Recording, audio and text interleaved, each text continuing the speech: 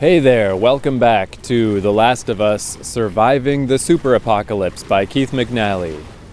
This is an audio recording of my book about The Last of Us.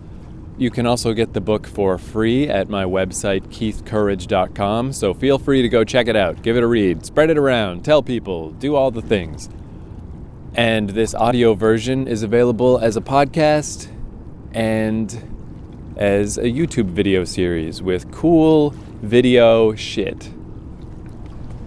Alright, when we last left our heroes Tess and Joel, Tess had brutally murdered Robert the gunrunner, and we never need to worry about Robert ever again.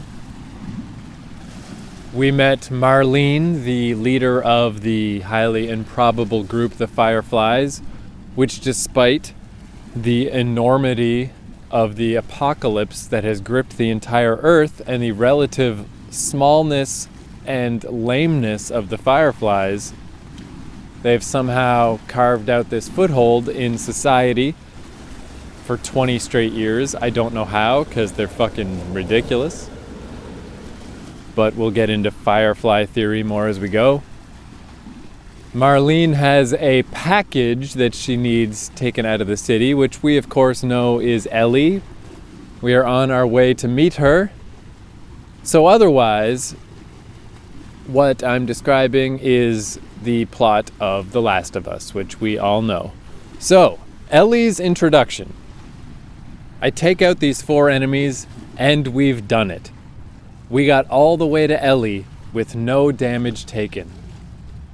To an outside observer, this must have looked like the luckiest day of old Joel's battle in life.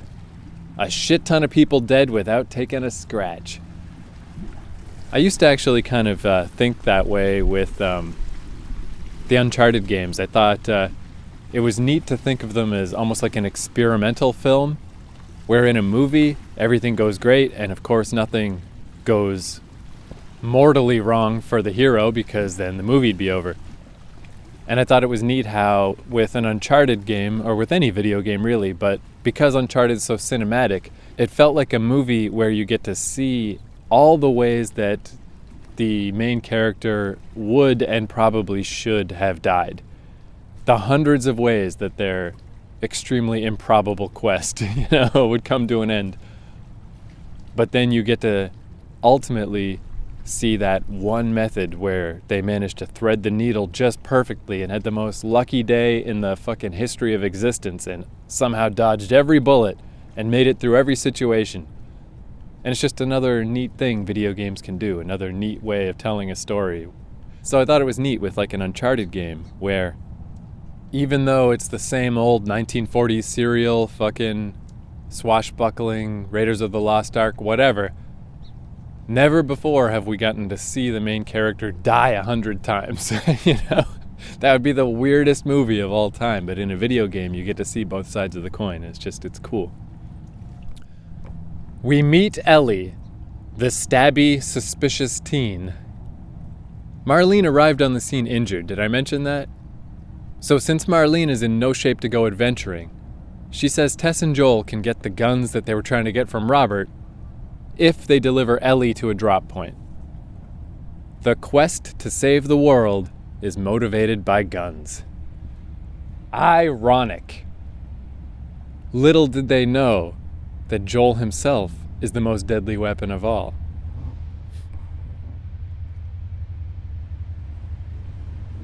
This is the longest train of all time, but it's going real slow. So let's leave it in. Add a little texture to this recording. A little train ambiance. Oh, and now an airplane is going by, a seaplane. It is not a quiet world, my friends. This is the quietest spot I could find in the entire greater Vancouver area, and it's loud as fuck. Earlier, before I started recording, there were these birds, these seagulls. Man, they were fucking loud. They would not fuck off. When I first saw Ashley Johnson, the actress who plays Ellie, I recognized her from her appearances in Joss Whedon stuff. He clearly likes her, and if Joss Whedon likes you, then you're okay by me. I'd probably lend you money just based on your association with Joss Whedon. But you never ask, because you're a class act. Ellie doesn't want to go with this grizzled old weirdo, but Marlene says it's okay. Marlene used to know Joel's brother Tommy, and Tommy vouched for him. Then Marlene says, no more talking. Maybe Joel's terseness isn't that much of a change to Ellie's routine. I bet she gets tired of hanging out with all these tough-ass pricks all the time.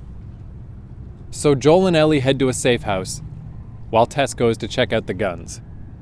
Judging by one of Tess's earlier smuggling manifests, guns aren't usually on the docket.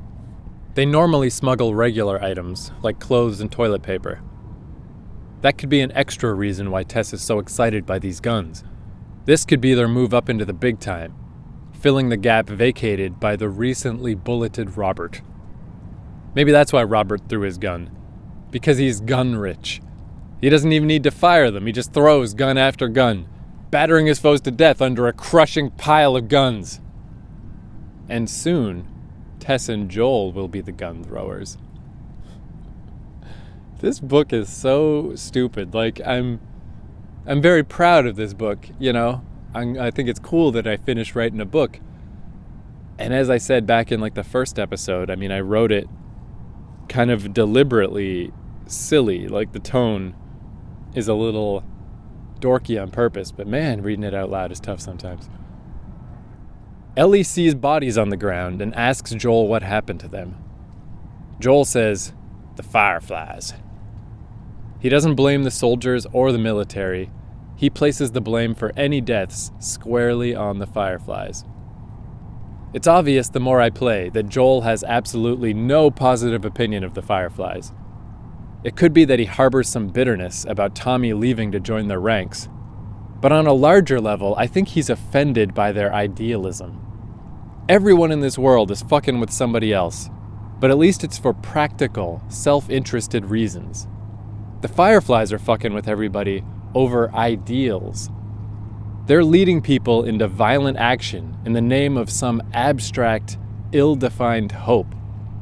At the very least, Joel's got to find that pretty fucking annoying. Ellie tech. When Ellie's standing around, she occasionally wipes her knife on her pant leg. The knife, however, remains bloody. It's probably easier for it to always stay a bit bloody, rather than to swap in a different knife model. Or, the knife is so eternally caked in the blood of military school bitches that it will never be clean again. Punching Ellie has no effect. Can you imagine if it did? Imagine if at any point the story needed to be able to explain away a violent, unmotivated pummeling. The number of problems that would cause boggles the mind. Joel and Tess's safe house. Joel and Ellie arrive at the safe house, and Joel takes a little nap to kill time while waiting on Tess. I love this scene of Joel and Ellie at the hideout together. This might be the first time Joel's been left to look after a teenage girl since the death of his daughter, and he tries to play it cool. But inside, I bet his subconscious is already freaking out, trying to strengthen his mental walls in the hopes of keeping this whole situation from attacking his mind. On subsequent playthroughs, there's a weird feeling of doom in the air. I don't think Naughty Dog did anything in particular to cue that feeling, but in the larger context of the story, this quiet time between our two protagonists seems significant, even if Joel sleeps through it. I initially found it weird that Joel lays down with his backpack on. It seemed like something a 1997-era PlayStation character would do, who had no ability to remove a backpack from his character model. But Naughty Dog is obviously not hampered by those kinds of limitations. I decided that Joel must sleep with his pack on so that Ellie won't fuck with his stuff.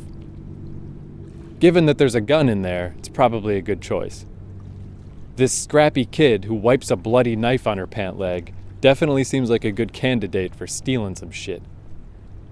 Speaking of backpacks, it's pretty impressive that Naughty Dog managed to make Joel wearing a backpack seem cool. That's not an easy thing to do. The first reference is made to Joel's watch, with Ellie saying, "Your watch is broken." I like how rarely overt symbolism is used in this game. The watch is the big one, and I didn't really notice it the first time through. Of course, the entire apocalypse could be seen as symbolic of Joel's barren internal landscape. As he is a broken man, so is the very earth broken. The pain in his heart mirrors the pain in the player, as a clicker bites them for the 50th fucking time. It's no wonder that in-depth analysis of video games gets so wanky, because it's a very easy thing to slip into. By pressing buttons on the controller, we are literally pressing Joel's buttons. With the crafting system, we're trying to craft into being the lost desires of a haggard soul. By shooting a fucking zombie in its gross zombie face, we're splattering the hopes and dreams of the human race across the pavement of an uncaring cosmos. I'm not saying I won't do some of that shit during the course of this book. I'm just saying that it's not real difficult to do. Self-tailoring a story.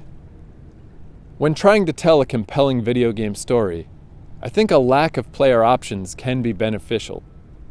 The Last of Us is on a single, set path, and I think the overall story benefits greatly from that decision. But in more malleable games, it can be fun to alter a story's course in order to eliminate parts that you don't like. In some games, you can outright murder the characters who annoy you. In Fallout 3, I was so excited to finally meet Three Dog. I could barely wait to explain to him that an over-the-top, cheesy DJ was insulting to the very notion of the apocalypse. But I could tell by the vacant look in his eye that my words were not getting through. I knew that as soon as I left his station, he was going to go right back to his ear-mangling, hackle-raising nonsense. So I pulled out a gun, and I blew up his head. Then, as a sign of respect, I did wear Three Dog's headband throughout the rest of my adventures.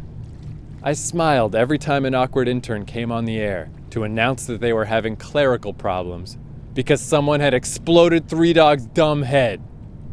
I had brought some peace to the wasteland. I had made a difference. Another example is in the first chapter of Telltale's The Walking Dead. You can choose to rescue a woman named Carly or a guy named Doug. Players overwhelmingly chose Carly, but not me.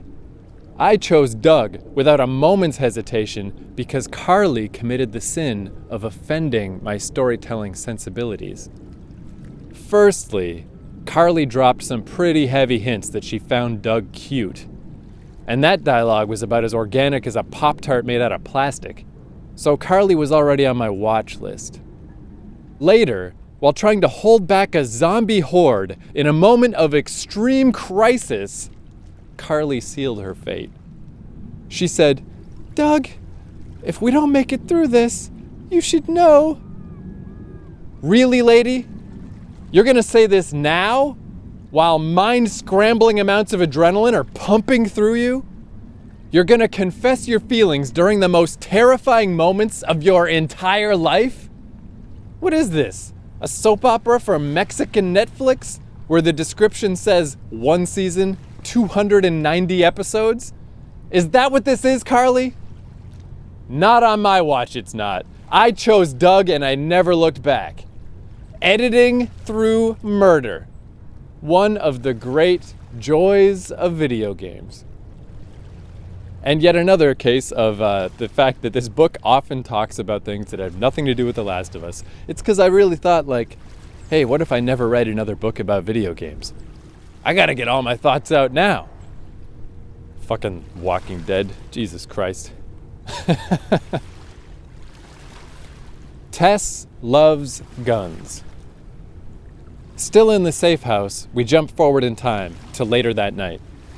Ellie is staring out the window into the rain. She mentions how she's never been this close to being outside the city. I love that moment. I love rain in movies, in video games, in real life.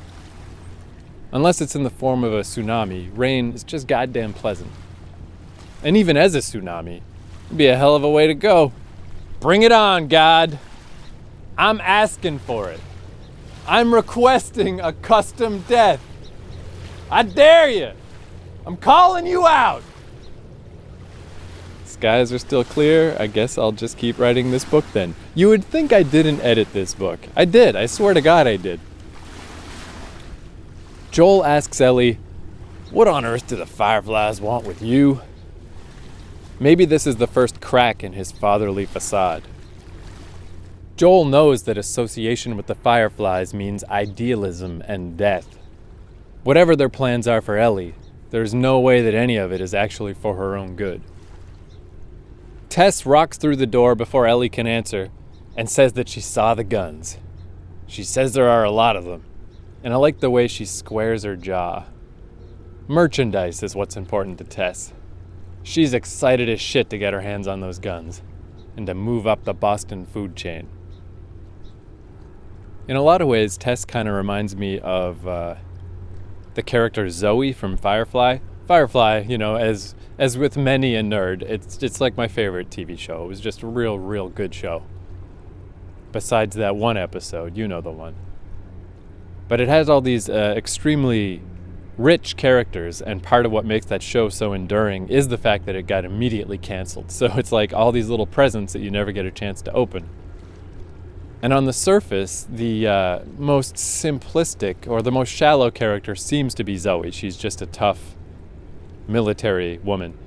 But it's been interesting as like the years go by that it's like I just feel like I'm slowly learning more about the value of Zoe as a character. And the more I learn about particularly military type stuff and the benefits of leadership and of a strict lifestyle and all that stuff, I'm like, Zoe's actually really interesting. Like, I think there was a lot of ground that could be covered with her, a lot more than seemed initially.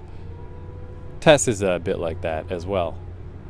Tess as a person isn't like Zoe, but as a character sort of feels that way to me.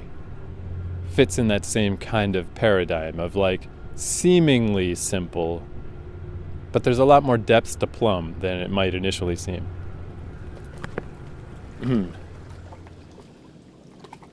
I don't think Joel is quite that invested in the smuggler's life. It seems more like smuggling is just a way to keep him busy, and to help keep his mind off the crushing awfulness of the post-apocalypse world. Tess is younger than Joel. Maybe she was in her early teens when the apocalypse happened. That might make it easier for her to adapt than it is for Joel. For her, maybe the change was interpreted less as a loss and more like the most cataclysmic version of puberty imaginable. It wouldn't have been a treat, but maybe that timing helped Tess to internalize and accept the changes in the world. Whereas Joel was already a grown man when things fell apart. Even without the trauma of losing his daughter, maybe that adult awareness of everything that had been lost became totally irreconcilable in his mind. I don't know. It's just a theory. I told you I was going to put some wanky bullshit in here from time to time. Into the rain. Marlene told Tess that a Firefly contingent had traveled all the way from another city to pick up Ellie.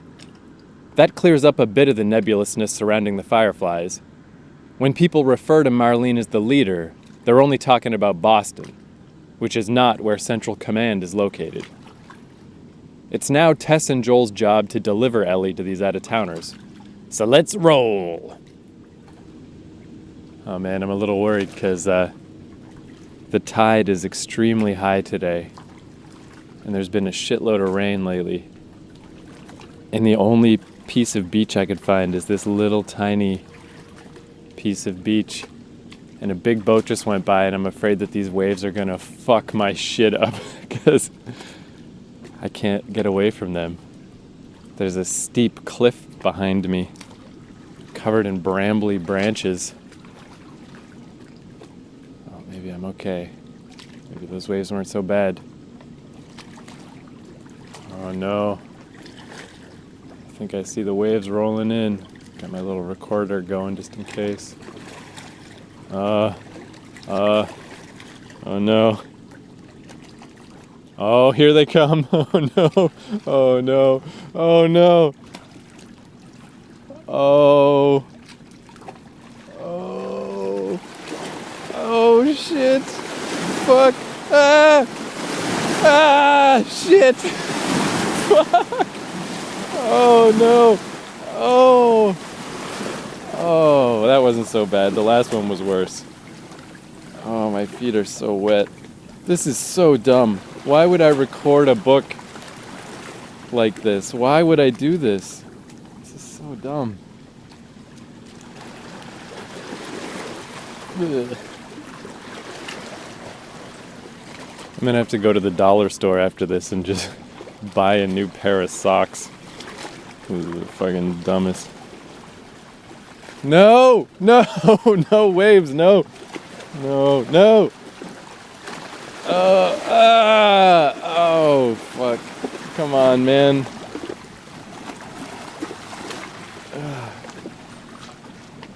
Okay. Alright. Waves have passed. I survived. Exiting the hideout, you can find an invoice that Tess compiled of Bill's latest supply delivery. The invoice includes some side notes about the merchandise that she left for Joel. And it's a lot more playful than I would have expected. I guess when Tess has a new shipment of stuff, it puts her in a good mood. Those guns are gonna make her ecstatic. Except that she's gonna die before she sees them. Well, darn it. Oh, now it's fucking raining on me? For fuck's sake. This is not a good way to record a book.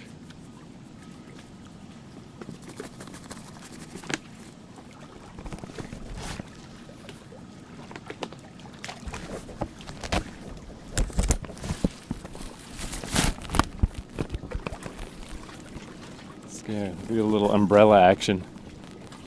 You might be able to hear the gentle pitter-patter.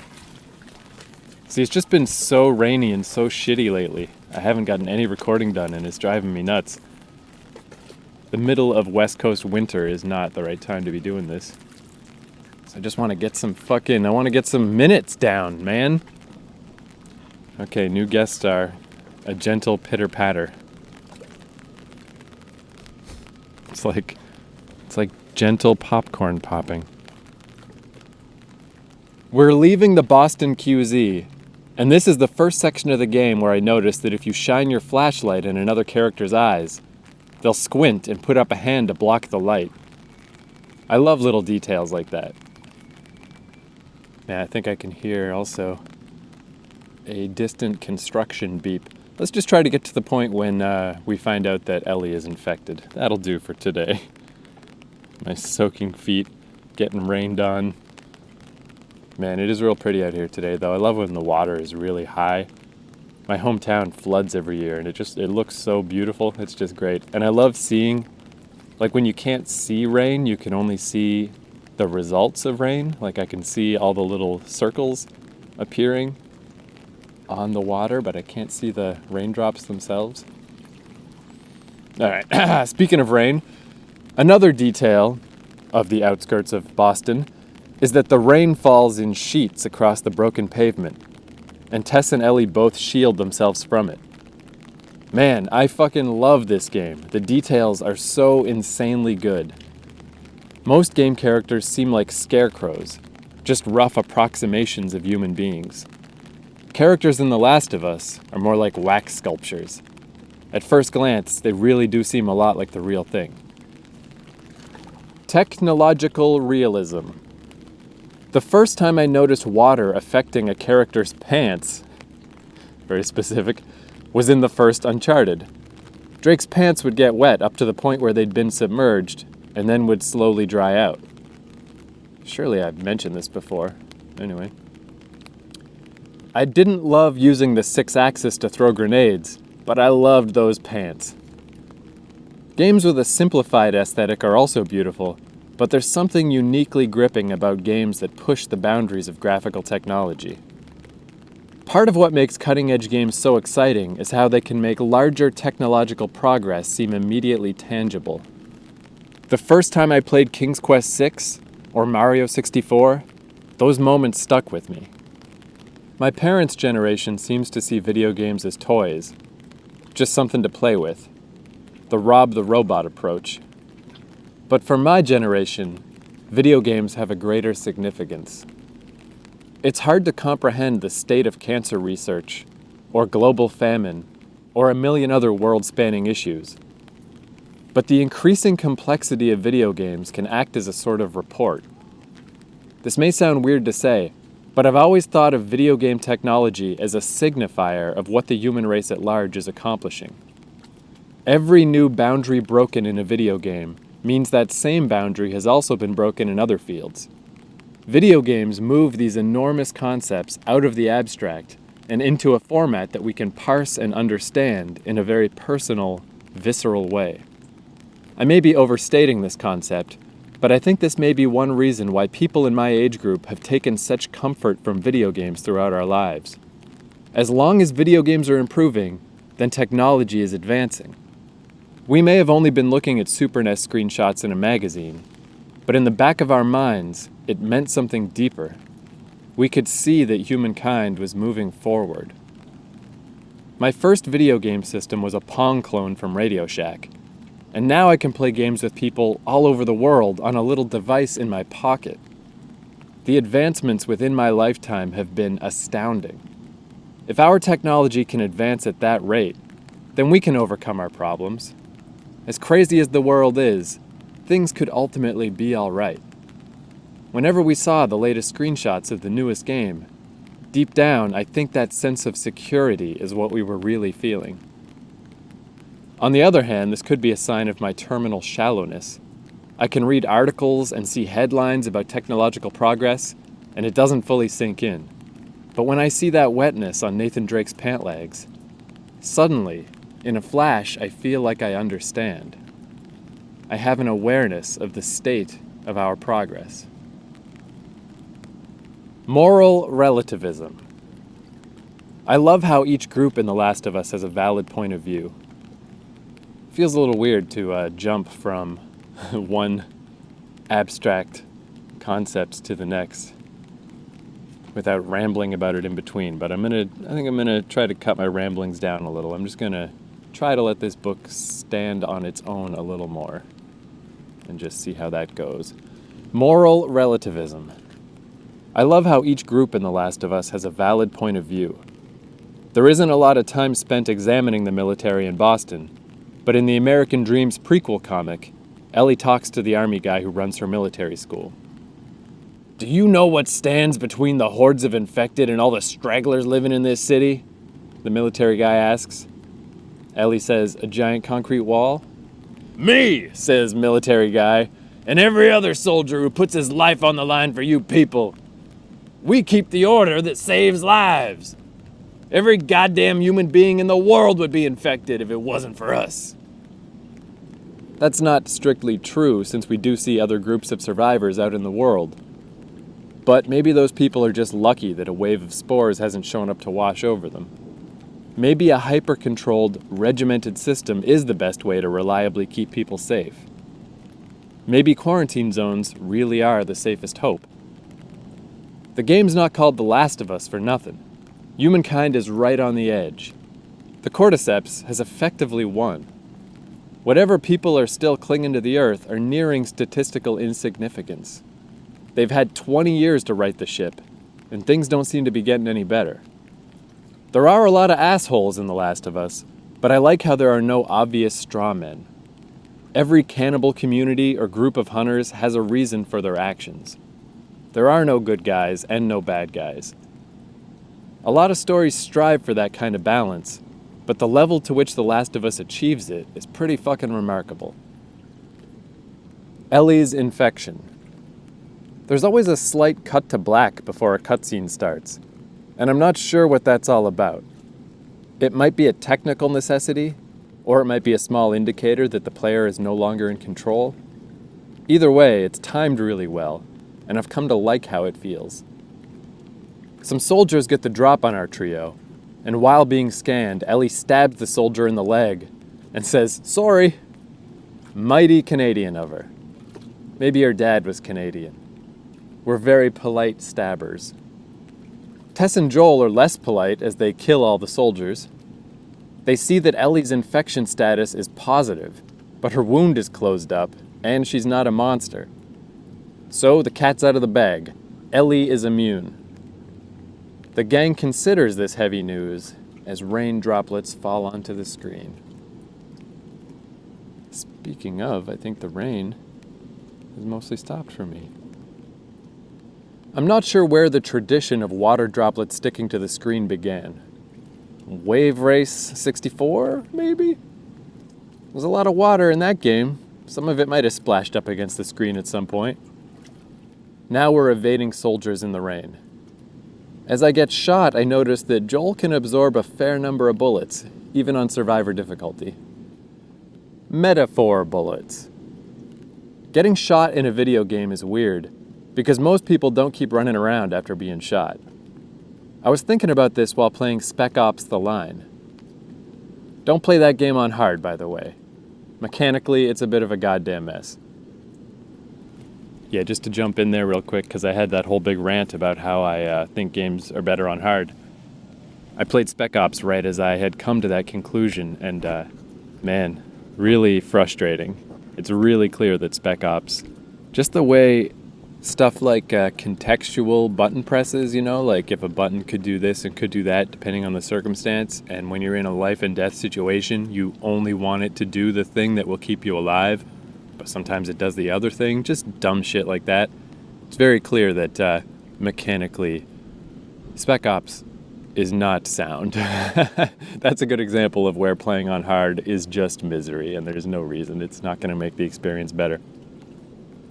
So, mechanically, it's a bit of a goddamn mess, but its storyline is realistic enough that I found myself looking for an explanation as to how I was surviving getting shot all the time. Spec Ops has a regenerating health system, and the explanation I came up with is that when the character takes a bullet, it's more of a metaphor. He's in a dangerous position, and an enemy is going to have a beat on him at any second, so that bullet hitting him isn't actually real. It's an exciting video game representation of danger. It's a representation of a bullet whizzing past his ear, or the hair on his arm standing up. It's like Spidey sense. The last bullet to hit the player, that's the only bullet that really hits him. This works for The Last of Us as well. Any bullets that hit Joel are grazes at most. That's why a bandage soaked in alcohol can work as a healing item. It's only the top layer of skin that's been damaged. The metaphor breaks down when Joel takes a slug to the chest and goes tumbling backwards. But in those cases, I just assume that he's carrying a lot of Bibles and lighters, and that those helped absorb the blow. Oh man, the water's actually rising still. So this little piece of beach that I'm on is basically gone. Gotta get out of here for today. I did it though. I recorded some audio. Okay, we'll get back. We'll get back to the book. Coming up immediately. Evading soldiers. Soldiers are shining their flashlights into the trenches, and sneaking past them is a bit of a bitch. It must be tough to design an environment that looks natural, but also leads players where they need to go. The markers of yellow caution tape are a nice touch. It's plausible that they'd been left by previous insurgents. It's taken a few restarts, but it's interesting that I've made it this far into the game without taking any damage. On my first playthrough, The Last of Us was cruelly hard. Seems like a hallmark of good game design is when a player's performance can be improved in this way.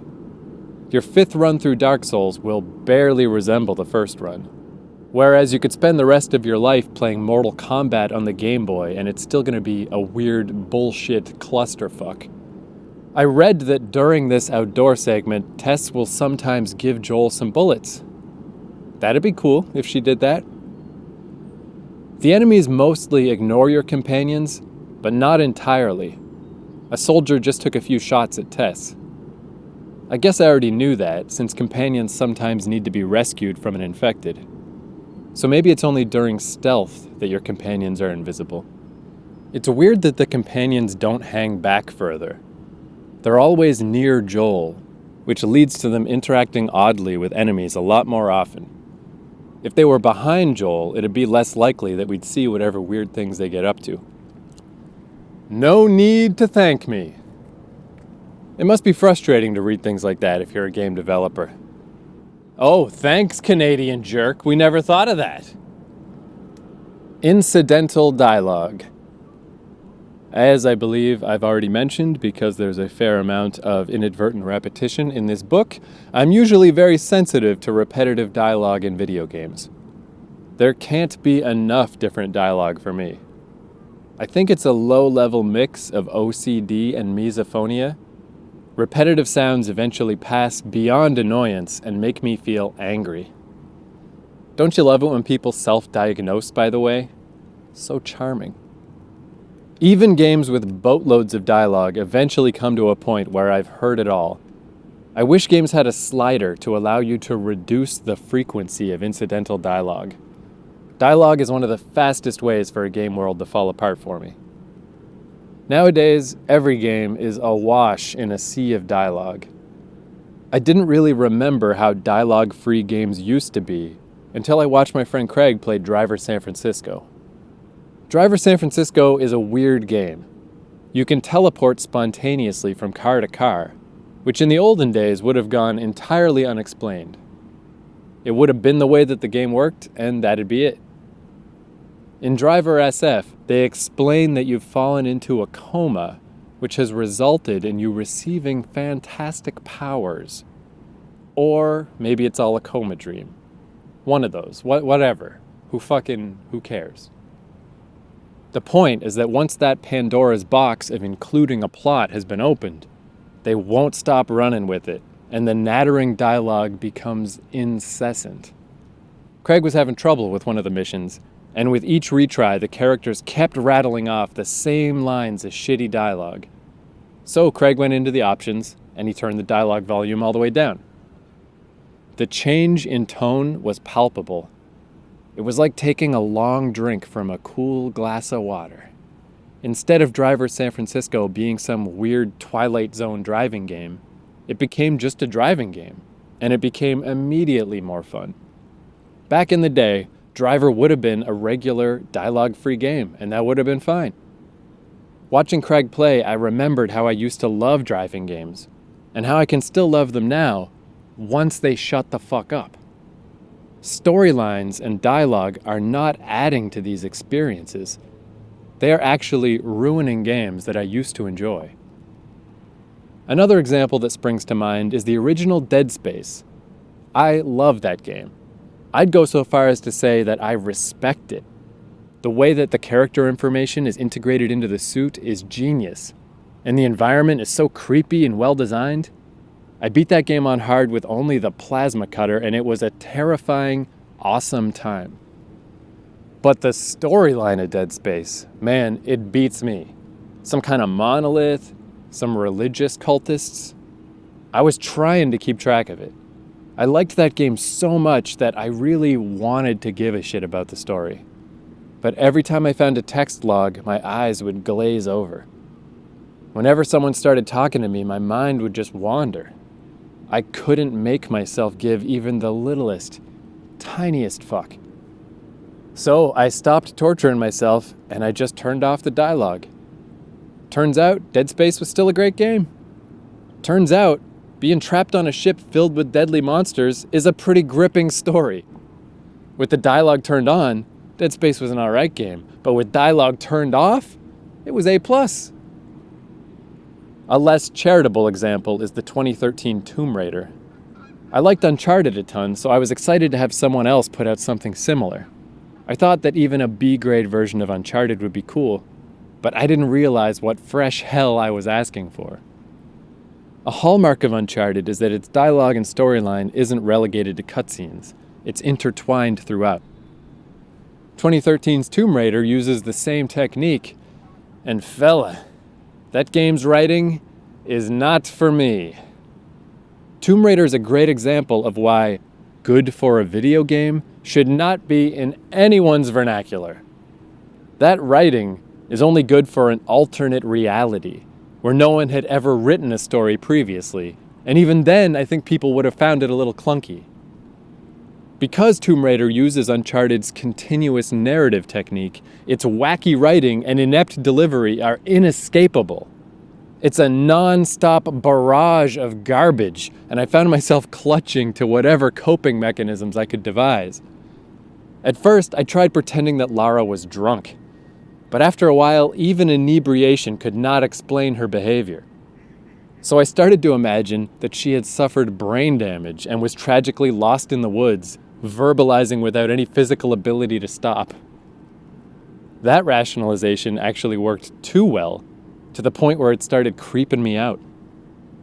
So I decided to turn off the dialogue, but there was only a single slider for both dialogue and sound effects.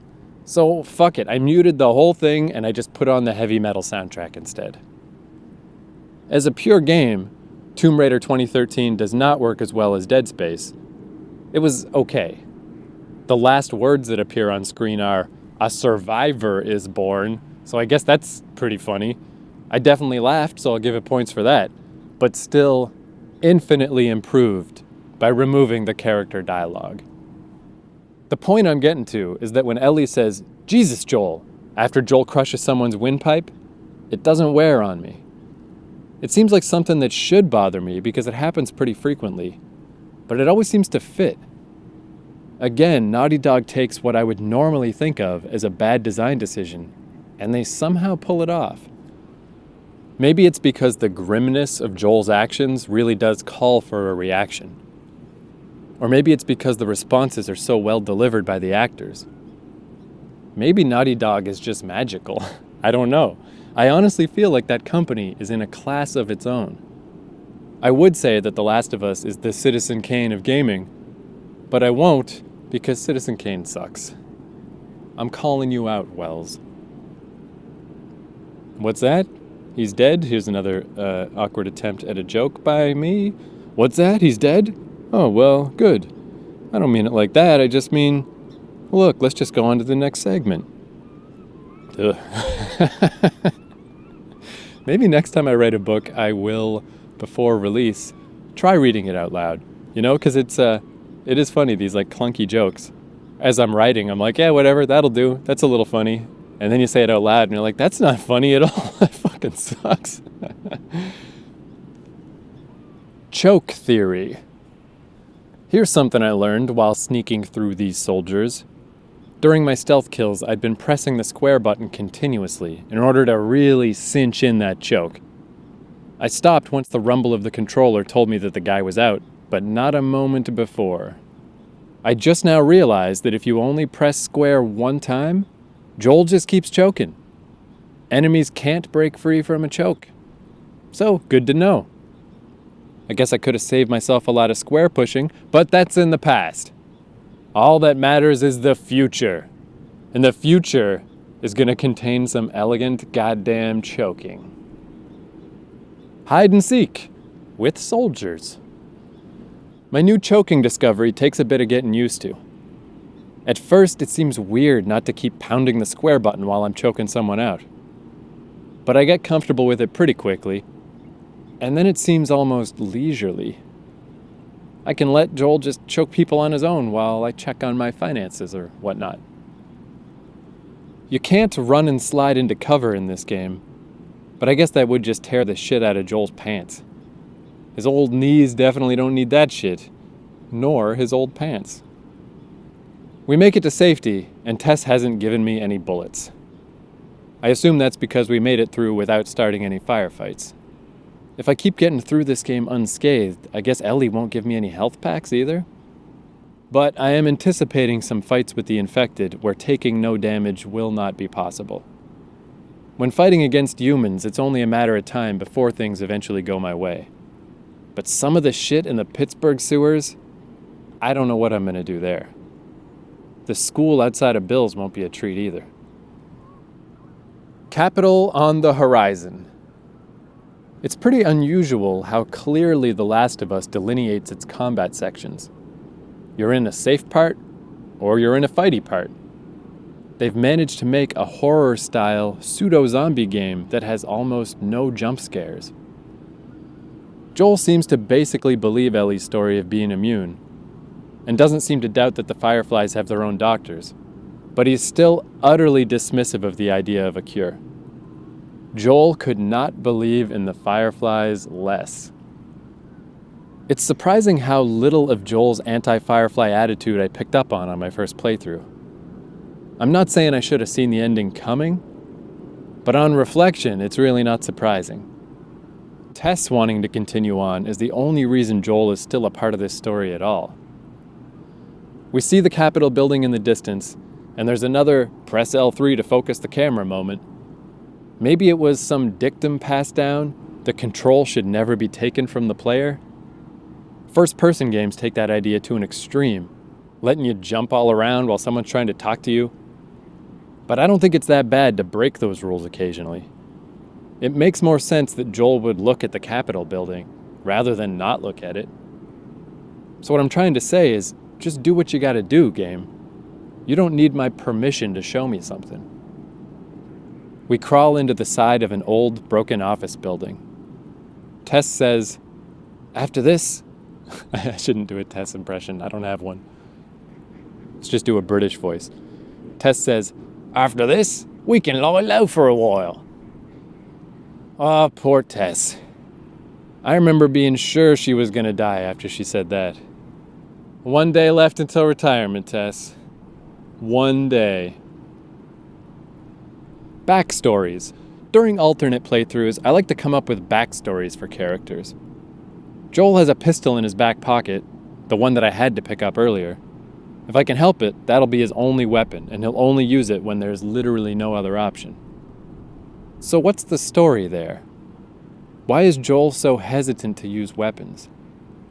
His daughter was killed by a gun, so that might have caused him to swear them off? You couldn't really argue with him about that. However, that also means that during the previous 20 years, while being a bandit with Tommy and a smuggler with Tess, Joel also avoided guns. So it's been a long, violent 20 years of punching people to death and choking fools out, all the while carrying a pistol in his back pocket that he never, ever uses. That's pretty goddamn creepy. All right, I guess we can call that a close here. The first two sections of this audiobook that I put out are really, really long, like 2 hours each. And I realized all these other ones I've got laid out are also that long, but that's really long. Why not make these a bit shorter, and then I can put them out a little more often? Let's go for more, an hour type shit. So that's plenty. Thank you for listening. I hope you're enjoying this audiobook presentation. Between chapters, I've been putting out other stuff, just weird little random video game reviews and shit. Just as a little experiment, something to fuck around with. I hope you enjoy those, but if you don't, feel free to skip them. So once again, you can get this book for free at keithcourage.com. Next chapter, we'll head to the Capitol building, where nothing bad is gonna happen. Everything's gonna be just fine. So I'll see you then, and thank you for listening.